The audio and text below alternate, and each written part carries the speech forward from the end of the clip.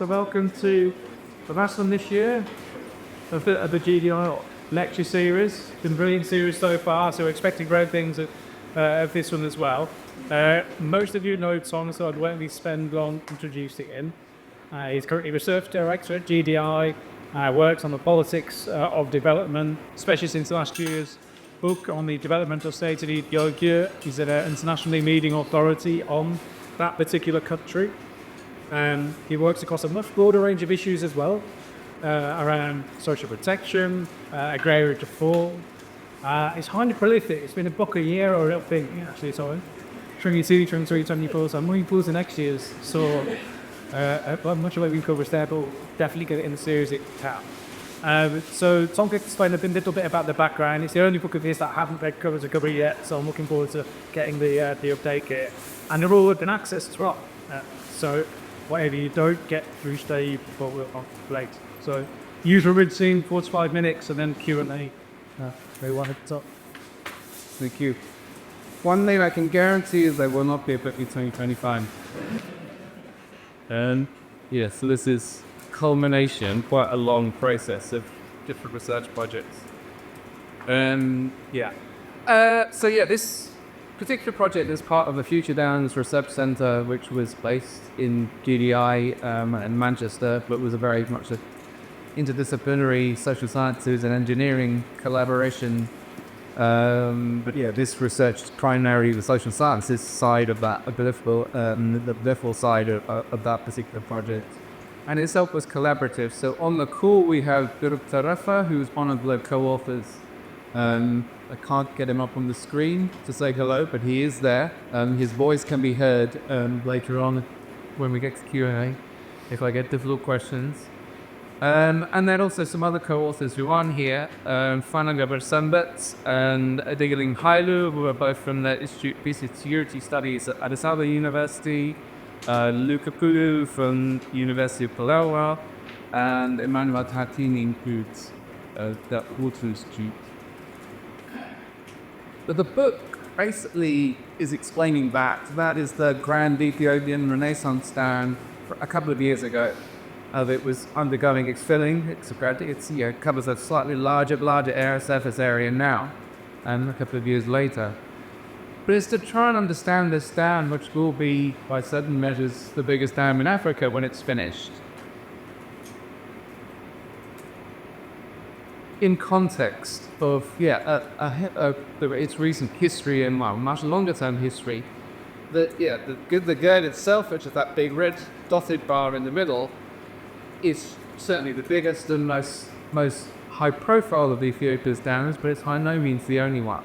But we really, over the last 2 decades, Ethiopia has been building an awful lot of dams, both in the Nile Basin itself, which is the red bars there, and outside the Nile Basin, the blue bars. And a series of projects of increasing size and scale and ambition over time. And of the current ones, you've got the GERDs in the reds, and this right next to it is Koisha, which is the other sort of big ongoing project in the Nile Basin south of Ethiopia. And then there are also plans for future dams as well. So a fourth of the right-hand side of 4 of the biggest future planned projects, which are yet to be realized. And these are big dams, all of them. This one's Keze up in the north of Ethiopia, which has the claim to be the tallest double curvature arch dam in Africa. I'm not an engineer, so I won't describe exactly what that means. You also have Ile 3, which is the tallest roller compacted concrete dam anywhere in the world. And that was Koisha 3-4 years ago, just before COVID. At that time, a big hole in the ground. It's progressed a bit since then, but if it was finished today, it would itself be the largest dam by installed capacity anywhere in Africa. And then the big one itself, which is Ile 3. So as part of, over the last 2 decades, there has been this resurgence globally of dam building. Ethiopia has been right at the forefront of that. And so the book is basically trying to understand the long sort of political history which has led to this process and more why Ethiopia has been building so many large dams.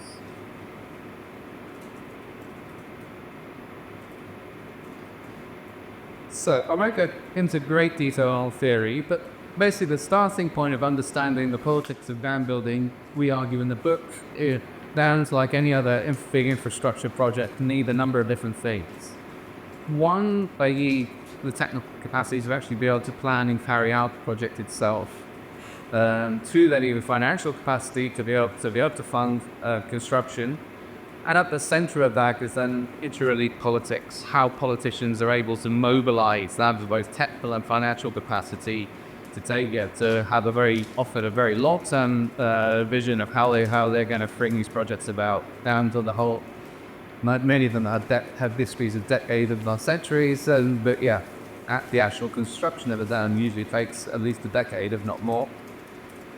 But obviously, dam building is not just a sort of a national political challenge. There's a massive literature which looks at the politics of displacement and resettlement and the impacts of dams on local populations.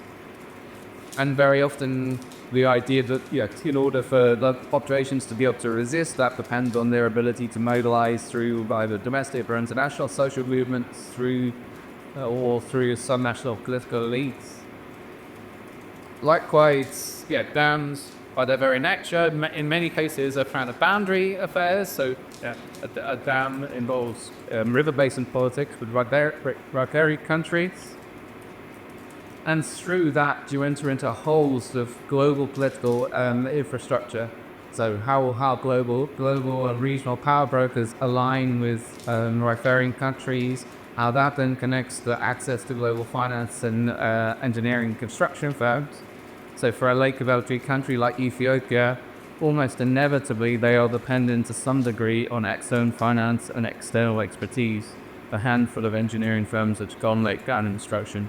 And their ability to access those then depends on politics with riparian countries and how that makes global politics as well.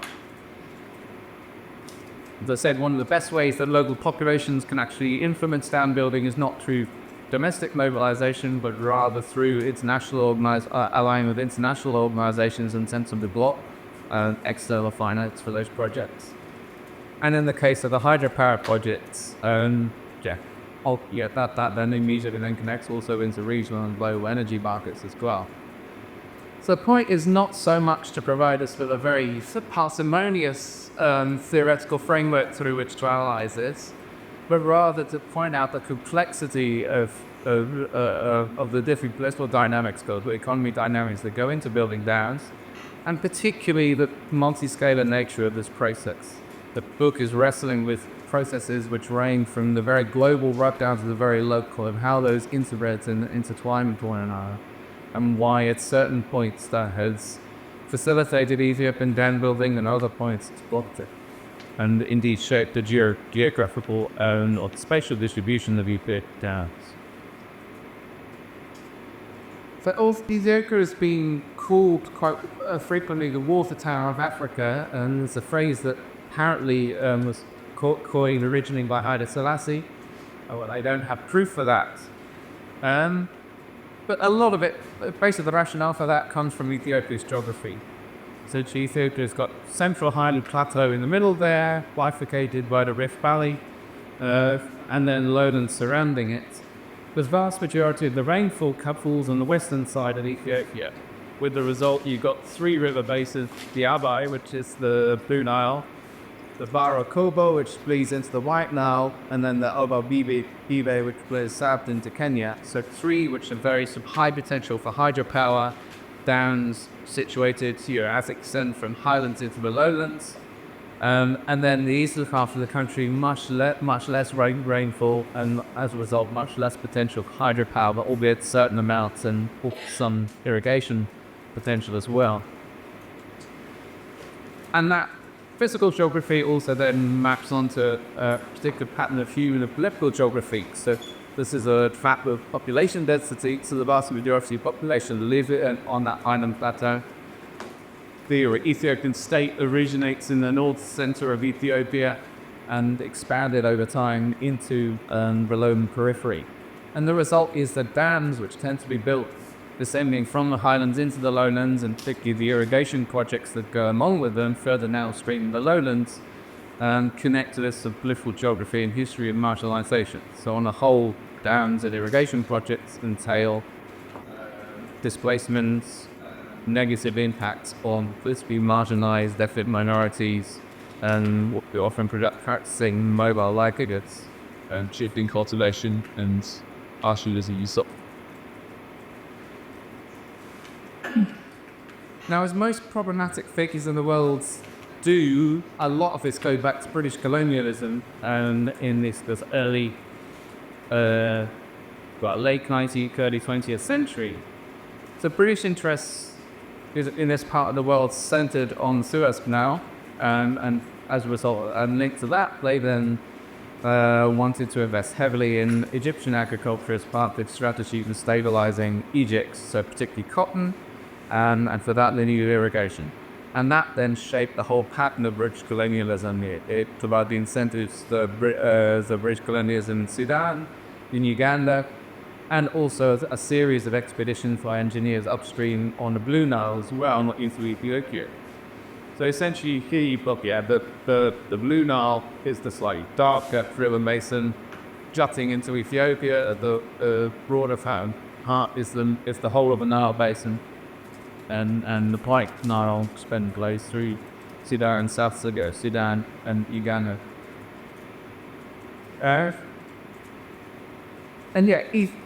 From very essentially British interests crystallized into what was called the Century Storage Plan in just after the Second World War. The basic rationale of which was, how do you create sufficient water storage to be able to guarantee average water flows in Egypt even during the period of multi-century drought. So there's a whole series of projects down upstream in Ethiopia, in Uganda, and water infrastructure in what's now South Sudan, all basically focused on guaranteeing flows of water year-round for cotton production in Egypt. The challenge is that the British never had the political authority to actually carry this out. Plans were sort of advanced to some degree in Uganda. Ethiopia remained independent and quite rightly remained rather skeptical of the British intentions, and Ethiopians went for a process of delaying and resisting. And then obviously you had a process of independence whereby the different countries gained their own political autonomy, and this whole idea of century storage gradually unraveled. The idea of essentially trying to manage the whole river, the water at the river basin level. And from that point, Egypt basically changed tacks entirely and came up with the plan for this, which is the High Aswan Dam in southern Egypt on the border with Sudan, with essentially the rationale of trying to do the same thing but through one enormous dam in the middle of the desert in Egypt, and then basically trying to provide sufficient water storage that would insulate Egypt from the variability of rainfall. That dam was eventually built with Soviet support in the peak of the Cold War, and despite being a rather inefficient project and that got reached as a result being in the middle of a desert, it has very high evaporation levels, and so wastes rather a lot of water, has been a fairly key means of ensuring Egyptian water security.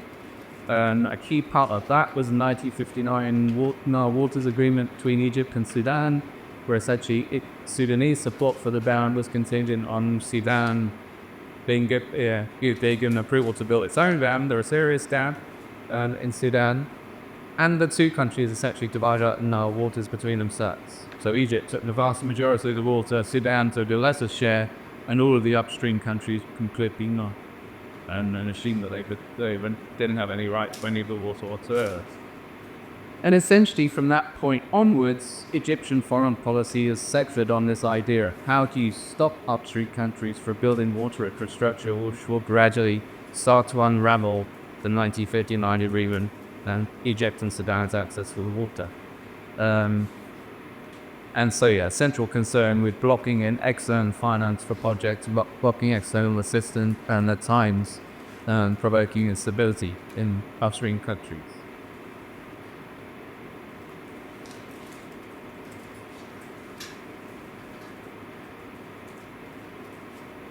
Now, Ethiopia wasn't entirely a bystander in this whole process. They had plans of their own. This is Haile Selassie, who had his own sort of modernization drive, trying to sort of transform Ethiopia, and part of that, he saw dams as being a key part of that process. And so he, with the Soviets helping the Egyptians, he and the US government, so he approached the US government, who essentially seconded the US Bureau of Reclamation to go and do a study of the Nile Basin. So that map is the product of that study. And they really went for it. They came up with 30 different projects and across the Nile Basin. So the blue areas are the dams and their reservoirs, other than Lake Tana, which is the big one, which is a natural lake. Even that they would get artificially bolstered. And then the yellow bits of a series of massive irrigation schemes. And then the key component of that whole plan was 4 dams along the Nile itself. So you've got 1, 2, 3, 4 major dams on the Blue Nile. Now, US support, was forthcoming for a study, but for a very specific reason. They were basically trying to win Egypt back to the capitalist cabin in the Cold War. They had no intention of actually funding it down to Ethiopia at all. And were quite explicit about that this was intended as a threat to Egypt rather than actual intention to the development projects in Ethiopia. And so the result was that Ethiopia ended up with some really detailed plans of huge expansion, which couldn't happen, but didn't actually, remain in the basic challenge of a late developing country. They didn't have either science or the resources to go to bring any of it about. One of the dams, so this one on the far left there, that was proposed, the border dam, actually turned out to be the eventual site of the GERD some 50 years later. Which was originally identified by the US government back in 1964, albeit that, as I'll come to later on, is a almost completely different project. It occupies the same site, but the GERD is far larger and very different rationale to it than the original project. So the Nile Basin, the result has basically been the key example in theories of what we call hydro-hegemony. This idea that one particular country within a river basin comes to dominate narratives around the river basin, parallel within it, take us to its own ends. And in many respects, Egypt does kind of fit that pattern, except it has materially, in terms of material power, it has the largest military in the basin, it's a major economy, far bigger than the others. In terms of bargaining power, it's sort of central to the Middle East, and as a result, it's been a key ally of the US since the Camp David peace accords, and has exerted considerable influence with international organizations. He also has this discursive power that recognition of Egypt's ancient historic rights to the Nile, to establish uses of the Nile through already constructed water infrastructure, which has been very difficult for the upstream countries to then challenge. While that's true, however, its position was actually quite vulnerable in many respects. Essentially, Egypt's dominance of the Nile depends on upstream countries being unable to get their own act together, unable to generate the resources and capacity themselves to be able to fill dams, or for Egypt to be able to block external access provision of financial resources and technical capacity to aid in that process. But that began to change when the EPRDF government went to power in 1991. And from very early on in that process, it took 20 years to culminate in the GERD, but right from the very beginning, there was this intention of tapping the Nile Basin and building it down in the Nile. So this is the ceremony to lay the foundation stone for the GERD in the 2nd of April 2011. So you've got some of the key figures associated with it, and Bala Zadawi in the middle here, Obertsion on the far left-hand side, who was later Deputy Prime Minister, and Pietro Salini just over Moses' shoulder, the head of the Salini group, which ended up constructing the GERD. But a rather remarkable coincidence of timing. 15 years to the day before that ceremony, Meadows took an interview basically said this: Ethiopia is now beginning to walk, but one day we'll be running 15 to 20 years from now to contemplate doing what Turkey was doing, which was building a series of unilateral dams on the Euphrates River upstream and to the detriment of those downstream countries. If we can build our own economy and come for it, someday we can forego international finance for big projects. So we'll no longer be constrained by what Egypt is able to veto through the World Bank or whatever. We'll just be able to do it ourselves. So it's a very clear plan from early on that they were going to put in place the building blocks to sort of counter long-standing obstacles from Egypt.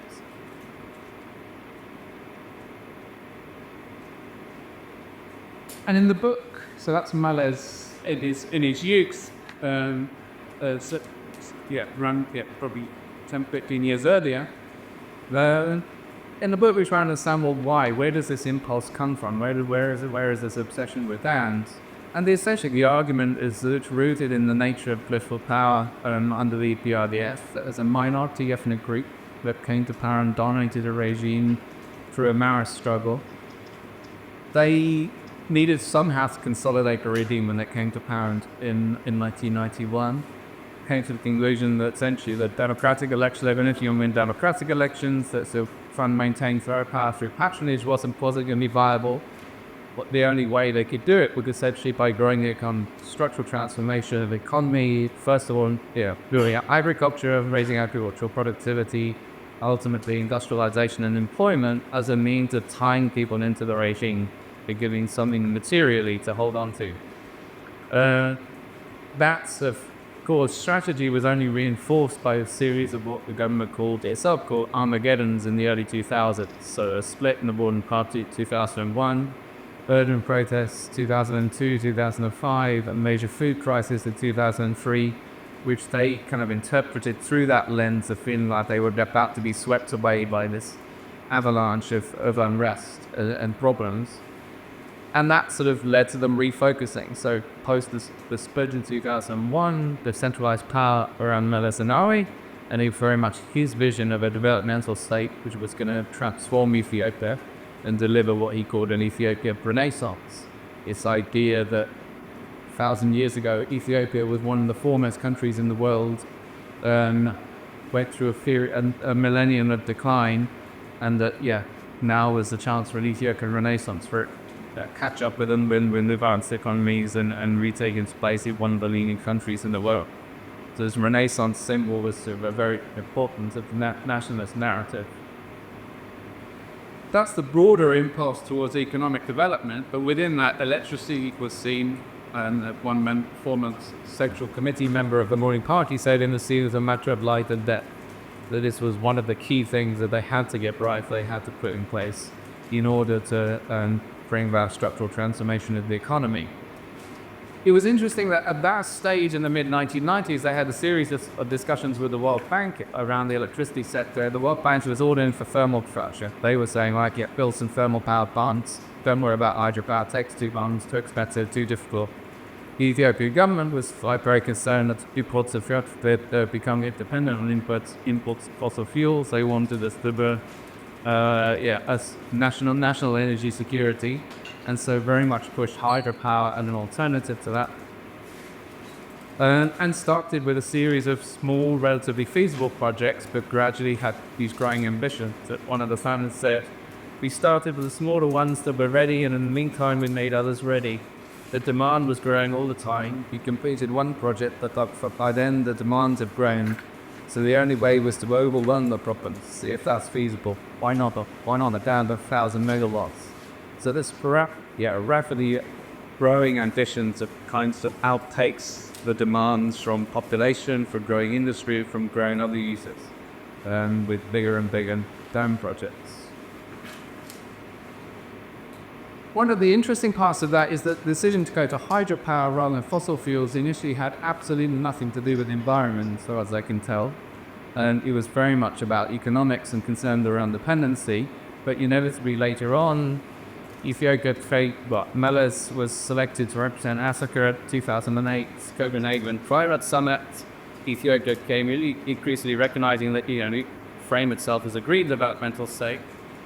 And yeah, a key, he was able to articulate at that summit the narrative that Africa has done the least to contribute to climate change, it's going to be affected most by it and most urgently by it, and so is in need of greater external support.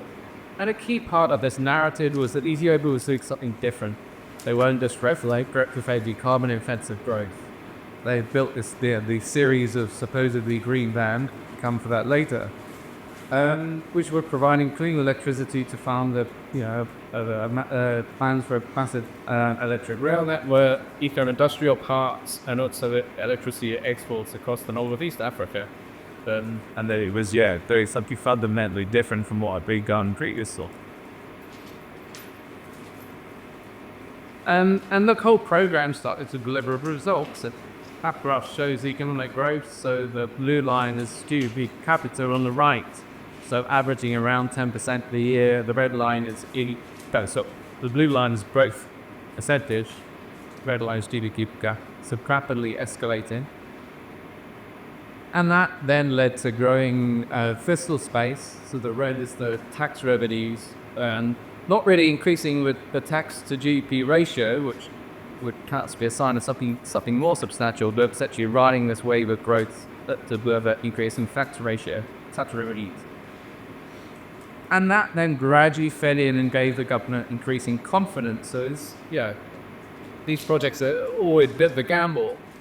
But essentially a growing confidence that they could afford to finance the big projects of this size. So gradually moving away from concessional lending, which have been dominant in the past, towards commercial finance. So Gibe 3 was financed largely with commercial lending rather than anything else, and increasingly risky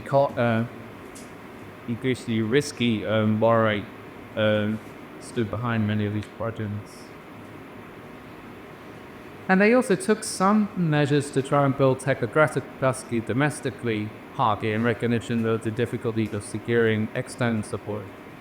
And so from very early on, they invested in sending officials abroad for training programs from the power company, from the construction works company, which is involved in several construction of dams. But this only went so far in reality. They built a certain level of capacity, but due to very, very high turnover, it still remained rather limited. And then the key part of this is then creation of the Metals and Engineering Corporation, basically merging together a number of military-owned engineering firms very closely tied to a political party, which was then given huge responsibilities. It was only formed in 2010, but rapidly given huge responsibility for building fertilizer factories, sugar factories, and also some key roles in the dam which program, including the GERD. But the reality was that Ethiopia still lacked domestic capacity to be able to carry out projects of this kind of size. And it increasingly came to rely on this firm, Salini and Regivo. So Salini, there's a chapter in the book which charts the history of Salini from its first entry into Ethiopia in the late 60s, early 70s. It was quite a minor concern for many years. And it was really through Gibe 1 in the 1990s that it really emerged as being the go-to contractor for the government's dam programs. Gibe 1 was a World Bank funded project that basically met open tender for the contracting, and Salini won, I think, 2 of the 5 lots, so not by no means dominating that particular project, but they kind of seized on that moment, you essentially took charts along with the design company they worked with, Studio Trangeli, to study Gibe 2, which is basically relies on tunnels from one river to another, so like building another hydropower plant without another dam, and took that to the Prime Minister's office and basically sold them on that, linked them up with Italian finance through their connections with the Italian Foreign Ministry, and gradually transformed themselves into a basic Kona's dam building operation along the Gibe on the river. So as they were finishing Gibe 2, they then translated, they'd been studying Gibe 3, admits the Prime Minister's office again, the next project, transfer their equipment downstream and started operations immediately on Gibe 3. did the same with Koisha, which is essentially PV4, and that's under construction currently. EV5 is already planned, and they've identified the site for that further downstream. And also, as part of this process, they've developed a second team working in Ethiopia. So, out for Nile Basin, they started to work on the Bellis hydropower plants and armament in the Nile Basin, and were then in a position to set up essentially parallel developing cascades of dams in each river basin. So, essentially, by this point, Ethiopia had the political cohesion, access to a certain form of technical capacity, albeit not domestic, and at least the belief that they had the financial capacity to carry out these dairy projects.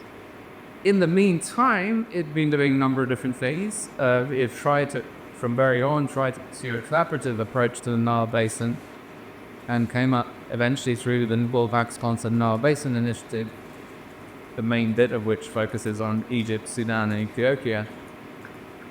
And there was a dual track there. One, they tried to negotiate a framework agreement covering the whole basin, a water sharing agreement, to replace the 1959 agreement, so Ethiopia hoped about how the waters would be shared. But the second part was to try and identify a collaborative project, how three countries would work together around this idea of benefit sharing that the World Bank came up with. Essentially, that rather than fixating on who has what share of water, you try and think of what are the benefits of a hydropower plant and make sure that everyone stands to win. So the idea, much like British colonialism, is that you build dams upstream with the cool Ethiopian highlands, reduce evaporation, maximize the water that's available in the river, reduce sedimentation in Sudan of their existing dams, and sell cheap electricity for everyone.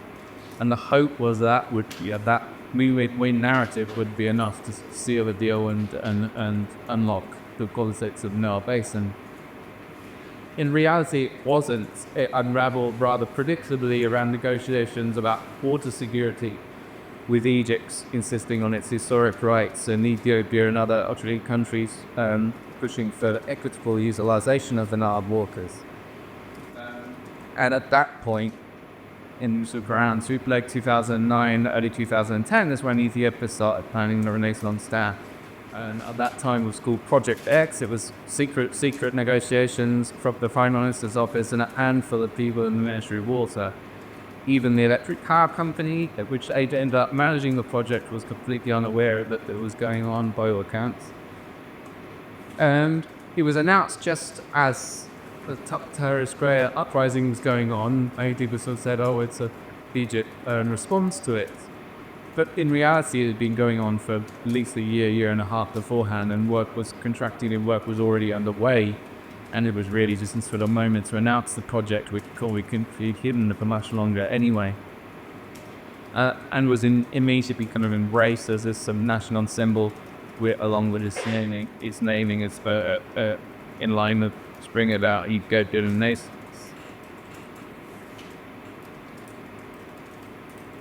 But I think keen observers at the time wouldn't have been terribly surprised that Ethiopia launched unilaterally a dam.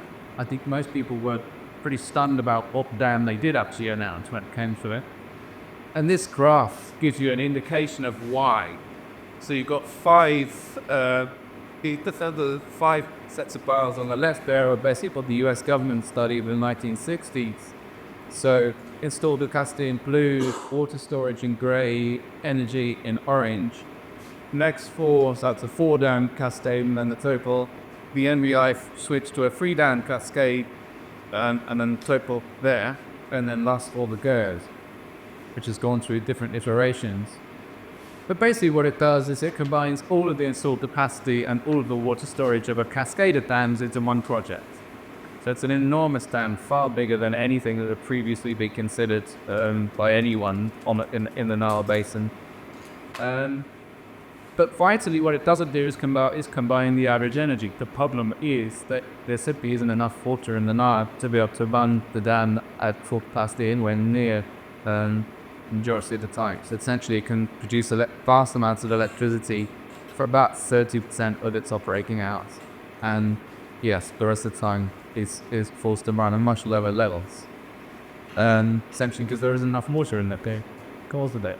So it produces barely, NBI dams, it's barely more energy consumption than either opposed to.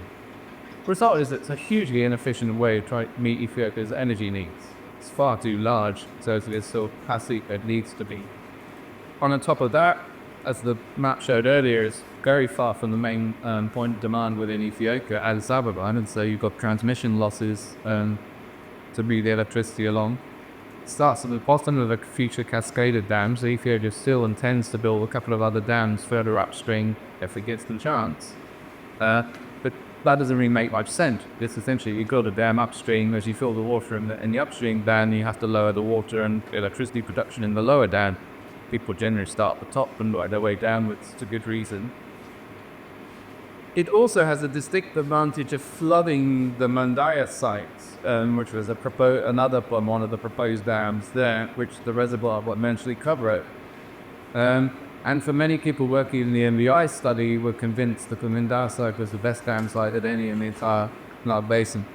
And so as a considerable dam point, they found another site, I've got it called Upper Mandaya there. But vitally, it's sort of upstream of the confluence of those two rivers, so it loses a lot of the water that would be captured by the Mandaya side. It's low.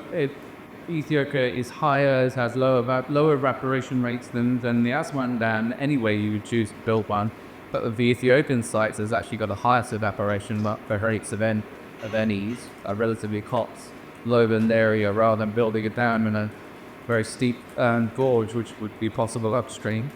One result of that is it tends to flood vegetation repeatedly, which leads to high methane production from the dam, which is actually contrary to the green developmental state narrative that BKF had. And of all the Ethiopian dams, it's the one with the highest displacement rate. It's not huge, but there are 20,000 people who are living in footprint of that reservoir, or were living footprint of that reservoir, who had to be moved, or if they'd gone for an upstream dam, it would have been close to zero. So the question is, why have they done this? Why have they chosen what, in many senses, it doesn't look like a very sensible project to choose? And the book basically pointed to two things. One is the antagonistic international relations of the Nile Basin, which essentially goes back to Egypt's approach to the Aswan Dam, which was stuff river basin planning. We're going alone, we're going to solve our own problems, and internally focus on our own water usage. And that has been the recurrent theme of dam building and dam planning across, ever since, through Sudanese dams and now Ethiopian, that essentially as the lowest downstream point, it captures the maximum amount of water, having had years of Egypt vetoing Ethiopian plans for dam. Essentially, they've gone and said, right, we can control 59% of the water that flows downstream into Aswan with this one dam, and it catches as much water as they possibly could. And the other part is around political centralization, the relationship between politics and bureaucracy and the technocracy. As I said earlier, the political centralization was key to overcoming many of the obstacles that impeded Ethiopia previously in terms of dam building, mobilizing resources, and so on. But essentially, what they've done is a politically driving forward a dam agenda and marginalizing the Ethiopian bureaucracy, which is not hugely capable, but has a certain degree of expertise.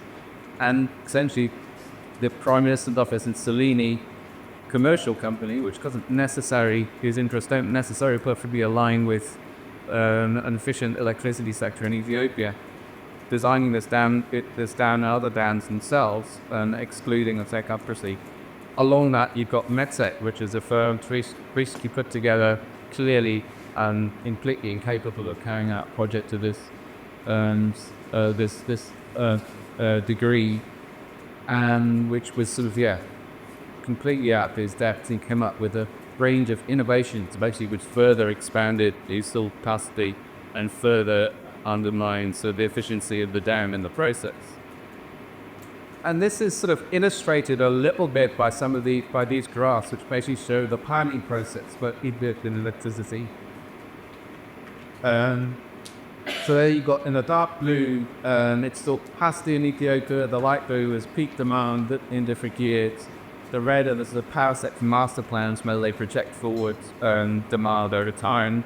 And then the orange are development targets. This is back in the 2000s, relatively modest ambitions, targets more or less in keeping with what the power sector master plans were predicting.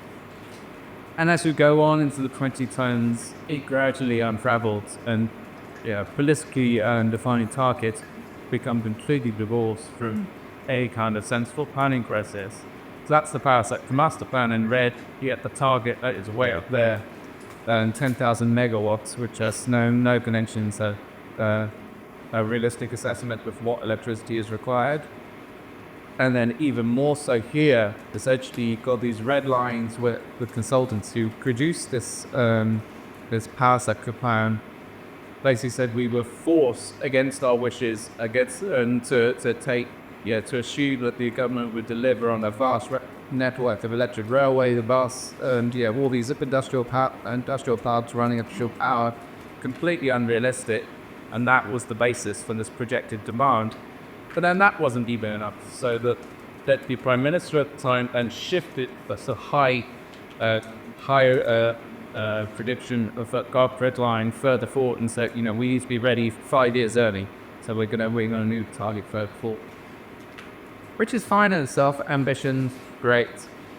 But the fact is it filtered down through the planning process. The same approach was carried forward by politicians in the design of individual dams. Government officials had incentives to meet these targets through completely implausible designs.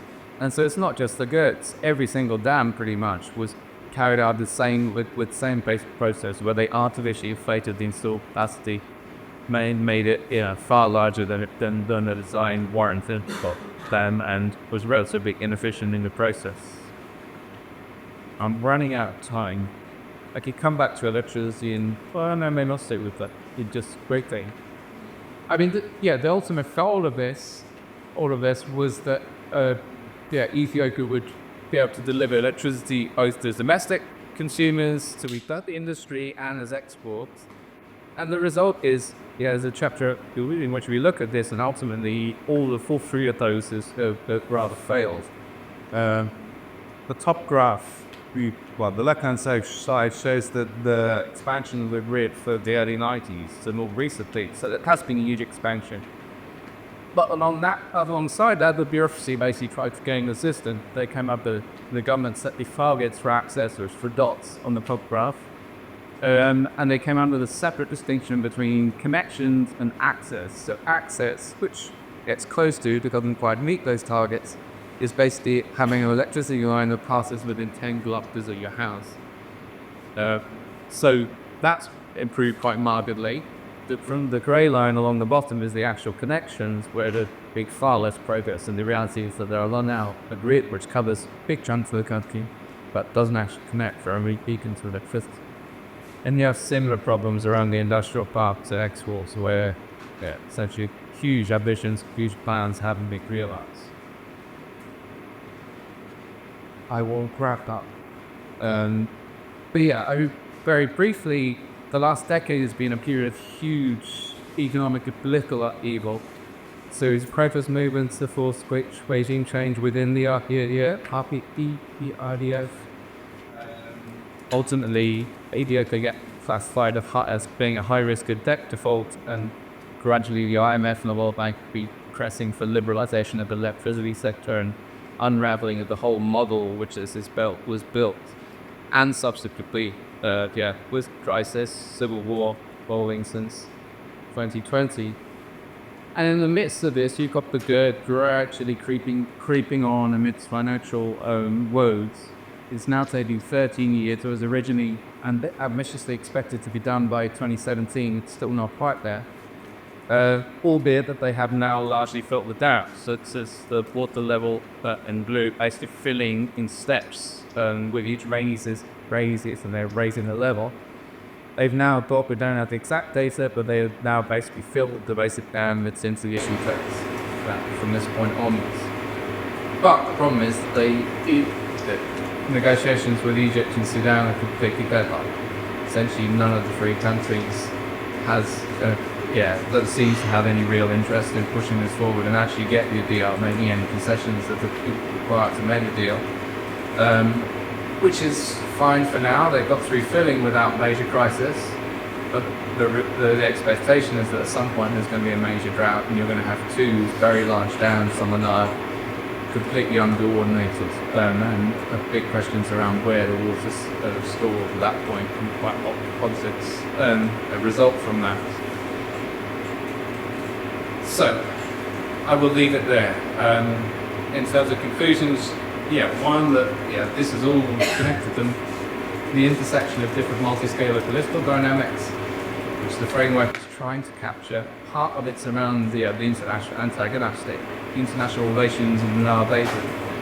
Also then part of both the strengths and the centralisation, strengths and limitations of the centralisation of power within the regime, which were both key to pushing this on forwards, but also vital for understanding the limitations and its inefficiencies. So